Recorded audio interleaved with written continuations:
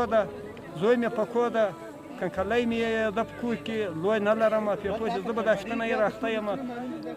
روزانې نشته پې پوه شې. او دغه د یو دي بل شفقت تر تا پورې راباندې کېږي خلک هر وي. دا کومې دغه مرستې چې راځي شل شپې میاشت اندر دا یم بس کېږي، دغه زیادت مو نه بس کېږي. دا سړی د موږ کلیوال ده راباندې خبر را په هر شي باندې د شیانو باندې. لرګي چې ولا کریابه له بوټي چې کریابه له ګوړې کریابه یو زوی مې دغه خالي روغتیا راته چلوي ښه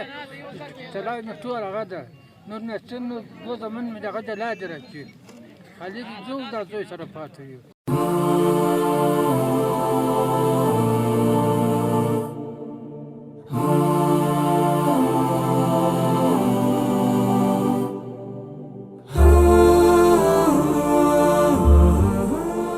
الرحمن الرحیم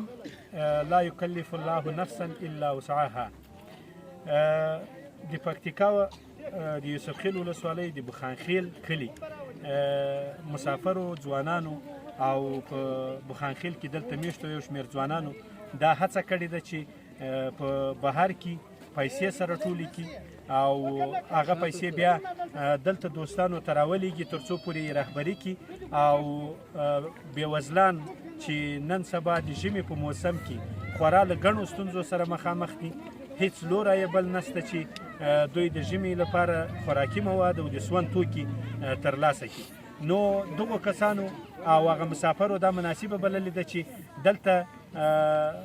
لیست جوړ کړي هغه څوک چې د بېوزلۍ او د فقر په کچه کې ژوند لري، بیا هغه راوغواړي او هغه څه چې دوی ورته راټول کړي دي یوه او دوه او درې هر څومره چې یې راټولې کړي دا د کور ودانې. نو نن یې هغه د پای وخته چې دوی ته یې ورسپاري د ټولو بېوزلو کورنۍ یو استازی دلته راغلی ده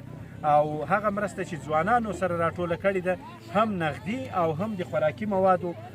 ورته ویې سپاري. موږ د بخانخیلو د ځوانانو دغه نوښت دغه یو بېساره اقدام چې نن یې ترسره کړی ده ډېر د قدرداني په سترګه ورته ګورو، کور ودانۍ ورته وایو او د ژمي په دې سخت موسم کې د بېوزلانو ډېر ښه لاسنیوی کړی ده. موږ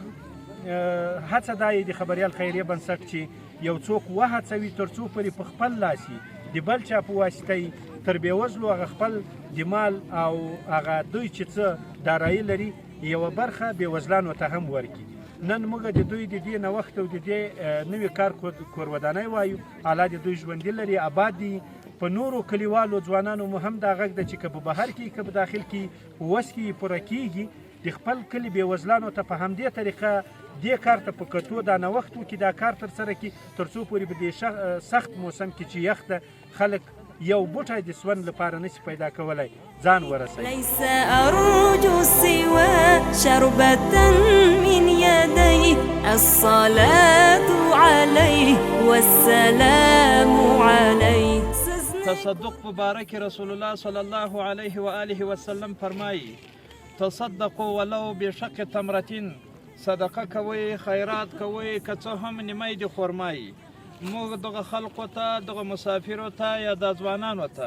کور ودانۍ یو الله جل جلاله دې په عمرو کې برکت کړي، خدای تعالی دې په مالو کې برکت کړي چې هر چا تعاون کړی مرسته کړی کومک یې کړی الله دې اجر عظیم ورکړي، په عوض کې دې خدای تعالی جل جلاله نعم البدل ورکړي، حلال رزق واسع دې خدای تعالی ورکړي. الوفا كان في عطفه لليتامى دفاع حن قلبي له. نن ورځ له نیکه مرغه بااحساسه ځوانانو شپېته تنه بېوزله ناچاره کسان، هغه کسان چې د سخت اقتصادي ستونزو سره مخ وو، هماغه کسانو ته نن ورځ د مرستو لړۍ پیل کیږي او دغه د مرستو لړۍ چې ده په بهر کې د میشتو مسافرو ځوانانو لخوا شوې ده چې هند هېواد کې هغه مسافرو د دې سیمې مسافر ځوانان چې دي په هند کې دي، جرمني، لندن او سعودي او ځینې نورې سیمو ځوانانو له دې خیریه بنسټ سره مرستې کړې وې او د هغوی د مرستو په لړۍ کې موږ ته دغه پیسې رسېدلې وې او شپېته تنه بېوزله کسانو ته موږ خوراکي توکي اخیستي دي او له هغوی له ډلې څخه 25 تنه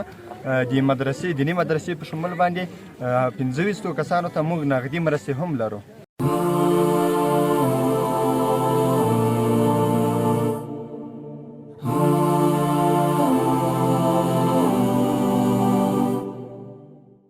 ځوانانو 10,000 نقدي کومک مدرسې ته ځانګړی کړی په مدرسه کې هم تقریبا مولوي صاحب هغه واړه طالبان به ډېر چې پاتې کېږي نو کور یې ودان دیني مدرسې سره هم هغه 10,000 دوی کومک کړی ده الله دې آباد لري ژوندي دي